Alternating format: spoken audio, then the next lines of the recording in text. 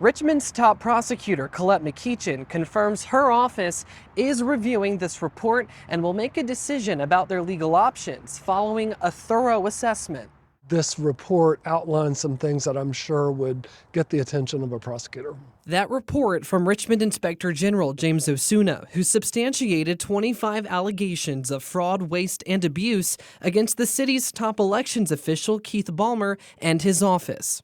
CBS 6 legal analyst Todd Stone says it would serve as a jumping-off point for a Commonwealth's attorney, but prosecutors would want to look through supporting documentation and evidence. A lot of times in a case like this, the thing that raises such a suspicion is if you see a lot of smoke, there's often a little bit of a fire there somewhere. In the report, Osuna says Balmer and his deputy registrar wasted money and abused their authority by contracting private security services without proper authorization earlier this year.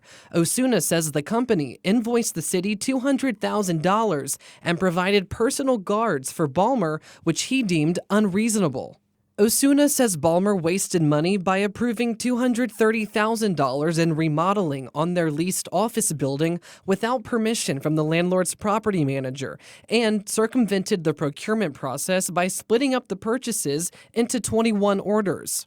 In the report, Osuna says another $16,000 was wasted on artwork and $14,000 on high-end furniture for the office, and then $2,300 on consulting work performed by Balmer's spouse. The Inspector General also cited fraud against Balmer for submitting false information on P-card forms. So there's lots of potential offenses that a criminal prosecutor would be considering. Among those, forgery of public records, that's a felony offense.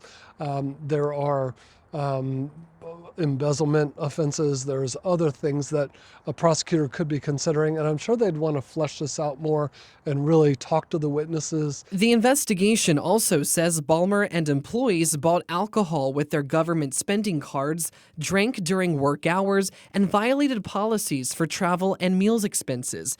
Stone says those claims are more administrative in nature and likely would not concern a prosecutor. It's more about negligent actions and not really following through with the bureaucracy and things you're supposed to do. He says it's important to remember that Osuna's findings at this point are allegations. I think we should all keep an open mind about it, obviously, and not jump to conclusions. Balmer has not yet responded to the allegations in the report. However, he says he will be addressing it in the coming days and has, quote, got a lot to say.